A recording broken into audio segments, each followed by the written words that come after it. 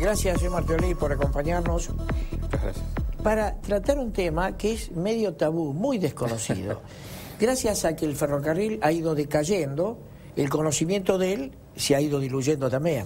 Es verdad lo que usted dice, es muy cierto. La Argentina, de ser un país netamente ferroviario, de una cultura ferroviaria a lo largo de muchísimas décadas, yo diría a lo largo de todo un siglo largo, de pronto, en los últimos 20 años, dejó de ser un país ferroviario y en muchos lugares del país hasta la memoria ferroviaria se perdió.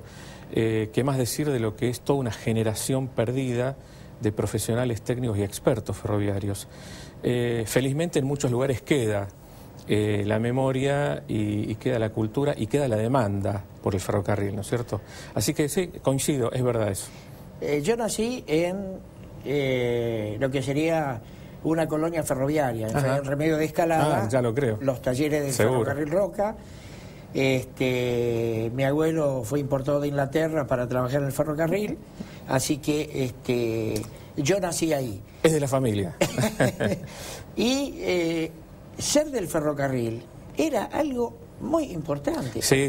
Las chicas se ponían orgullosas porque estaban de novia, sí, es verdad, con una persona que trabajaba en el ferrocarril. Sí, es verdad. Eso ocurrió en nuestro país. Bueno, ese es otro tema que también se perdió, lamentablemente, y hasta hubo una época, no demasiado lejana, en la que ser ferroviario era casi un sinónimo de vergüenza. Bueno, eso felizmente se superó.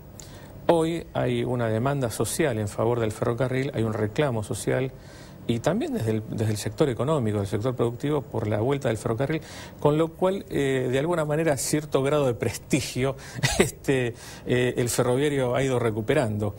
De todas maneras, muy pocos somos los ferroviarios que quedamos activos en el país después de tantos años. Los otros días fui convocado a una reunión que hacía el ministro Randazzo en el puerto, donde empezaban a llegar los primeros coches de pasajeros para la renovación del parque ferroviario para todos los ferrocarriles. Ahora llegaron para el San Martín. Hoy justamente vi la primera formación ya sobre vías, ¿no? Supongo que habrá pruebas y después empezar a funcionar. Pero si Randazzo, que recién toma el tema, que lo tuvo debido durante años y no pasó nada, debido, Luna, etcétera, no pasó absolutamente nada. Ahora, Randazzo en 2 años promete transformar totalmente el servicio de pasajeros, para lo cual hay una importación de 1000 coches y como 60 locomotoras, etcétera. Hagamos votos porque esto no se interrumpa, porque realmente... No, realmente es muy positivo que se haya dinamizado finalmente el tema ferroviario.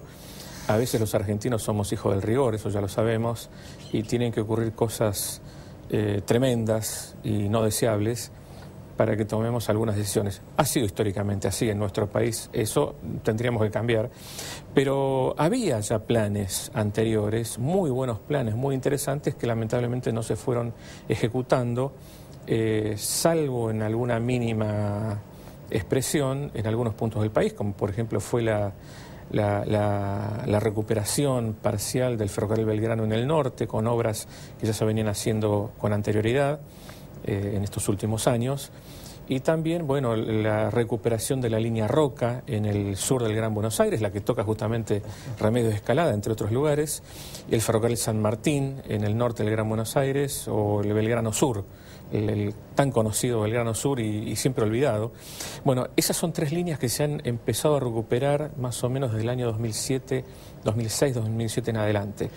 Claro, faltaba mucho y sigue faltando mucho, pero esta dinamización que se le ha dado en este último año a la recuperación del ferrocarril urbano de pasajeros en Buenos Aires, y también a la prioridad que se le va a dar ahora con las nuevas licitaciones al servicio de larga distancia a Rosario y a Mar del Plata, que son los 2 corredores de pasajeros interurbanos más importantes del país. Así que eso es muy positivo, es alentador, Y también coincido, es para desear que esto siga adelante con esta misma dinámica y también con la calidad del material que se está comprando, porque uno a veces le desconfía a un proveedor tan desconocido para nosotros como es China. Sin embargo, el material que ha llegado es de buena calidad. Ahora, Jaimes compró algunos coches de pasajeros, pero era chatarra. Hay de todo. Hubo una política en determinado momento, como usted bien menciona, de compra de material rodante usado. En aquel entonces el gobierno había decidido, bueno, comprar material rodante usado a España y a Portugal y traerlo para reparar en talleres argentinos. La teoría era interesante, la práctica no fue exactamente la que se pensó.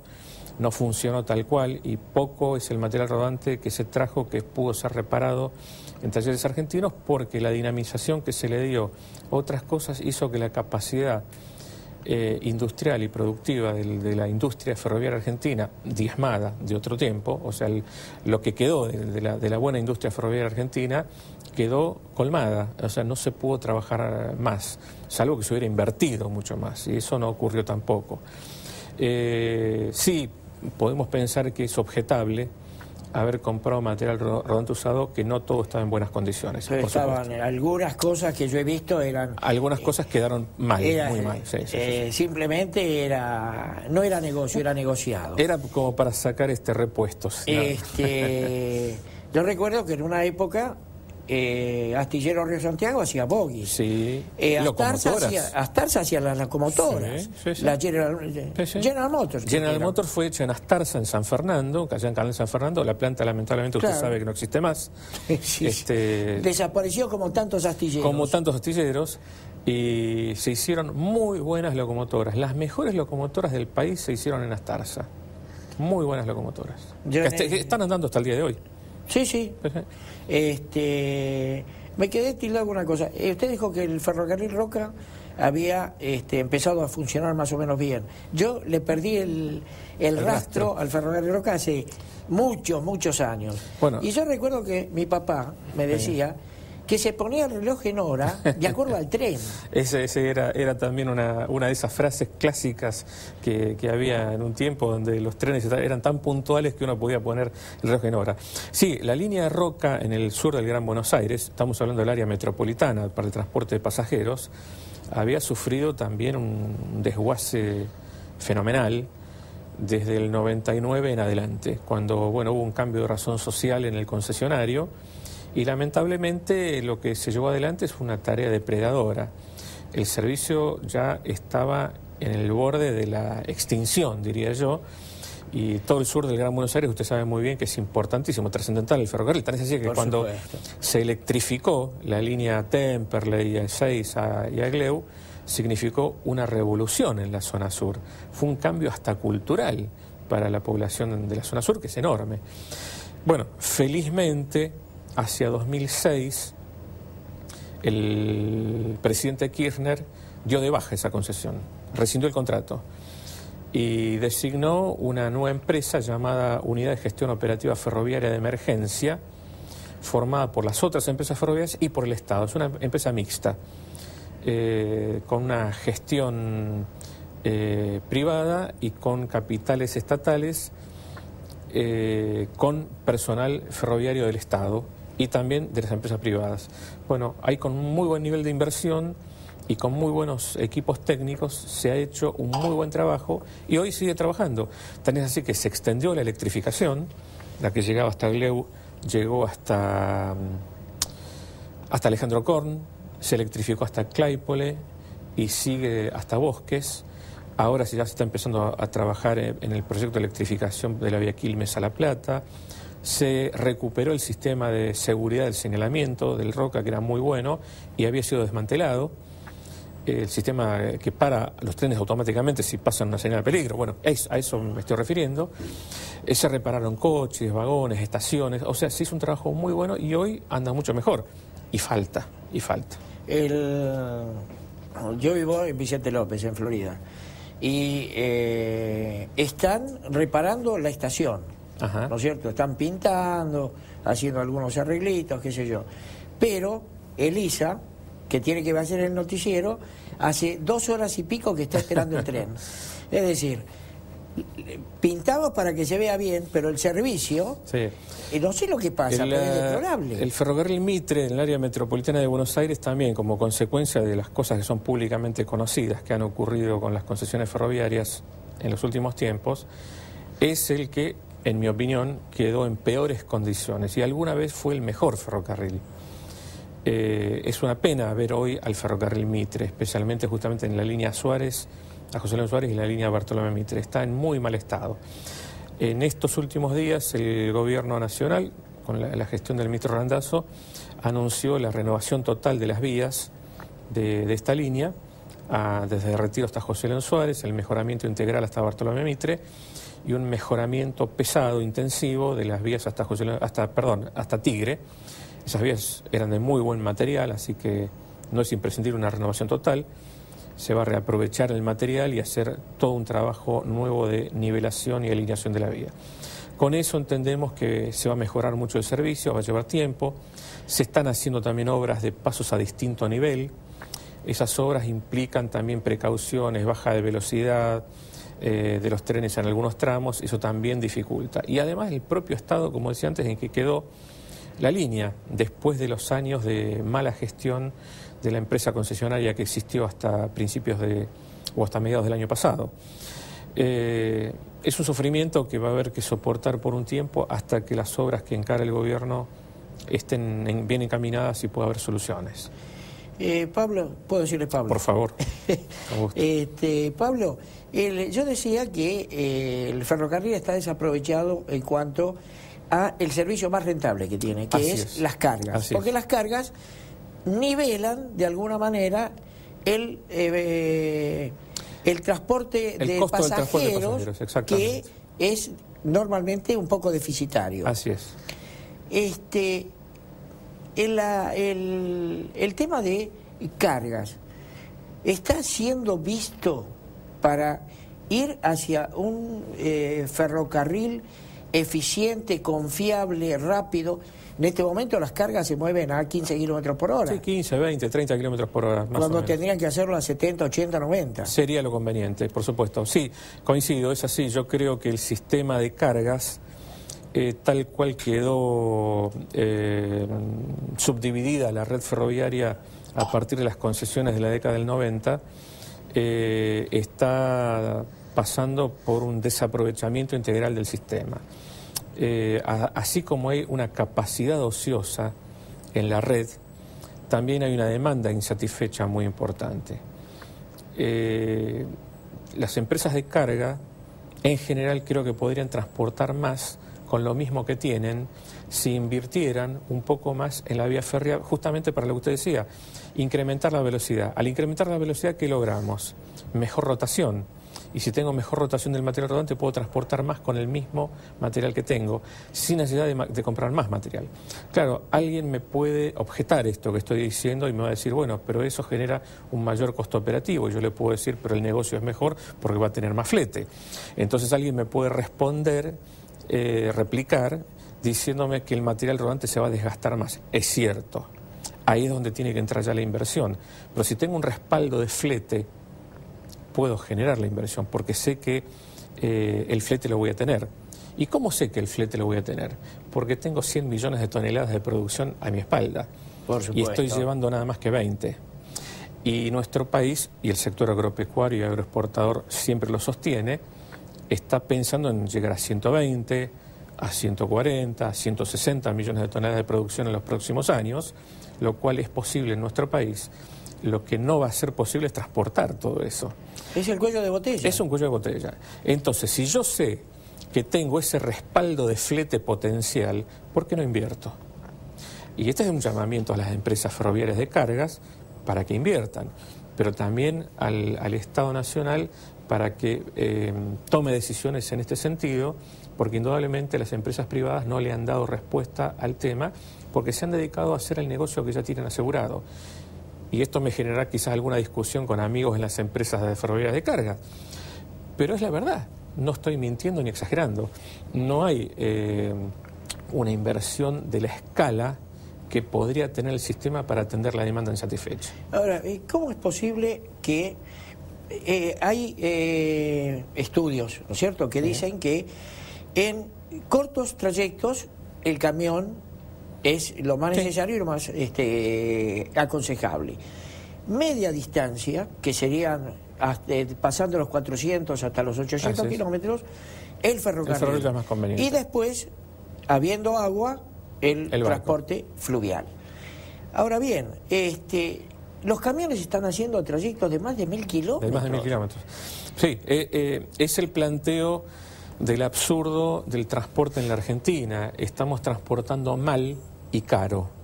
Usted sabe muy bien que el transporte interno hoy en la Argentina es más caro que el transporte internacional. Seguro. Como siempre dice alguien que usted debe conocer muy bien, Antonio Sweetwick, siempre dice que es más caro transportar desde Salta hasta Rosario o Buenos Aires que desde el puerto argentino hasta Rotterdam. Y él siempre dice, habla de Rotterdam. Siempre habla de Rotterdam. Sí, lo dice, bueno. Pero tiene razón, es verdad. ¿Y por qué? Porque estamos transportando mal y caro. Porque eso que viene de Salta, o de Mendoza, o de San Juan, o de Río Negro, en ese rango de distancias, en escala apreciable, por supuesto si es una caja de zapatos no, pero estamos hablando de grandes volúmenes de cargas, con alta frecuencia, el transporte más conveniente es el ferrocarril, y el más económico, porque le va a bajar los costos cómodamente en un 50, 60, hasta 70% si la escala de transporte es importante. Entonces, esto además... O sea, transportar mal y caro, que genera un alto precio FOB de nuestros productos de exportación. Si transportáramos más barato, podríamos bajarle el precio FOB a nuestros productos de exportación y ser más competitivos en el mercado internacional. Porque como siempre decía el general de Marchi, yo no sé si usted lo conoció, que era el presidente de la Asociación del Congreso Panamericano de Ferrocarriles, nosotros estamos en el extremo del mundo, él decía otra palabra, y por lo tanto lo único que podíamos bajar eran nuestros costos internos de transporte. Buena logística. Los otros no teníamos más remedio que aceptarlos por la distancia. Entonces ahí es donde entra el ferrocarril de manera práctica y eficiente, y ahí es donde nosotros decimos que hay que invertir fuertemente en el ferrocarril, pero además en la logística integral. Porque no basta con tener vías excelentes y muchos trenes de buena calidad si después la logística portuaria, el acceso al puerto para que los trenes puedan entrar rápido, descargar rápido y salir rápido, tampoco está adecuada. Hoy usted sabe que entrar a la zona de Puerto San Martín en tren es una tragedia. Las vías serpentean por las calles prácticamente de la pequeña ciudad de Puerto San Martín. Sí, pero es peor el camión. Pero es peor el camión. Kilómetros porque no de espera. Exacto, kilómetros de espera, y no tiene dónde estar. Y ese es otro tema que nosotros decimos, porque si pudiéramos hacer la logística integral de transporte, el camión hace las puntas, como decimos en jerga, hace la distancia corta con alta rotación y mayor eficiencia y menor costo para el camionero. El ferrocarril hace el tráfico largo, de alta demanda, y el otro camión hace el tráfico corto o directamente por logística, por operación logística, se pasa directamente a silo o a barco. Entonces el camionero que hace este trabajo, en lugar de estar una semana rotando por el país, va a poder estar todas las noches durmiendo en su casa. Por supuesto. Tal vez ese sea el problema. El camionero no sé qué queda en casa. Puede ser otro problema eso. Hay un costo oculto sí. Que genera el camión que no se habla. Es decir, por un lado, cargamos 1 litro de nafta y hay un subsidio para el camión. Sí. ¿No es cierto? Es decir, para las rutas. Sí. Las rutas, el camión las rompe. Sí. No solamente contamina, sino que las rompe. Yo estuve la semana pasada en Rosario y hay tramos de la ruta que están espantosos. Pero además el camión contamina mucho más que el ferrocarril o el barco. Sí. Y además, ¿cuántos choques de trenes usted registra por mes y cuántos de camiones? Bueno, usted está tocando varios puntos que casi después le voy a tener que pedir que me los recuerde uno a uno, pero vamos paso a paso, pues es muy acertado el planteo. En efecto, el nivel de siniestralidad vial se calcula que es 10 veces superior al nivel de siniestralidad ferroviaria. Hay autores que hablan de 25. Pero sí nos escuchan siniestralidad ferroviaria. Exacto. Y todos los días tenemos un choque en el Panamericana. Exacto, en Panamericana y en muchos otros puntos del país, seguro. Entonces, yo, digamos, para no ser aventurado, me quedo con la relación 1 en 10. Otros autores hablan de 1 en 25, que quizás sea más acertada. Pero ahí ya tenemos un buen parámetro. Tengo 10 veces menos accidentes en ferrocarril que en ruta. Solamente con eso. Tengo 5 veces menos de consumo de combustible por tonelada transportada. Tengo una circulación controlada de punta a punta en la vía férrea, porque el ferrocarril circula controlado. El camión no circula controlado, salvo que tenga un GPS, pero el GPS lo único que le da es un posicionamiento, no le está controlando el manejo. Esto no implica ponernos en contra del camión, sino que cada medio... Hay que eficientizar el sistema. Claro, cada modo tecnológico tiene su propio rango de idoneidad. Exacto. El problema es que nosotros estamos trabajando en la Argentina con una distorsión en esa idoneidad técnica, económica, de los distintos modos de transporte. Así como estamos transportando poco y nada por la vía marítima costera que tenemos desde Buenos Aires hasta la Patagonia, por ejemplo, y casi todo se transporta en camión por la Ruta 3 y no hay ferrocarril en la Patagonia, de norte a sur, es decir, ahí tenemos ya una distorsión, cuando ese transporte se podría hacer perfectamente por mar. Tenemos el río Paraná, que está muy congestionado ya hasta la zona de Rosafé, y ahí también va a haber que resolver un problema, porque el río congestionado, los armadores internacionales que mandan barcos más grandes que los que pueden entrar al río, la zona de Rosafé congestionada por camiones y pronto por trenes si es que no se hacen las obras adecuadas, los puertos que no van a dar más, hay que resolver un problema. Quizás haya que empezar a derivar tráficos por ferrocarril hacia otros puertos. ¿Cuál es el puerto que puede crecer fuerte? Bahía Blanca, Rosales, usted lo sabe bien, tiene mucha capacidad de crecimiento. Quequén, que es un puerto que tiene instalaciones ferroviarias y decilos que están desaprovechadas, hace años que no entra un tren al puerto de Quequén. Bueno, y quizás pensar en algún otro puerto, pero solamente con pensar que Bahía Blanca, Rosales puede crecer multiplicándose enormemente, impone la necesidad de empezar a pensar en enlaces ferroviarios, en hacer pequeños empalmes de 1 o 2 kilómetros de vía entre distintos ramales que hoy tienen orientación este-oeste, empalmarlos con los ramales que tienen orientación norte-sur. Podemos empezar a derivar tráficos interesantes hacia Bahía Blanca y dinamizar sin sacarle nada a Rosafé, sin sacarle nada a los camiones que hacen la distancia corta. De pronto la distancia más larga la puede tomar el ferrocarril, generar mejor tráfico por tonelada de kilómetro, que es la tarifa que se maneja y que hace que muchas veces un transporte no sea conveniente para el ferrocarril porque la distancia es corta.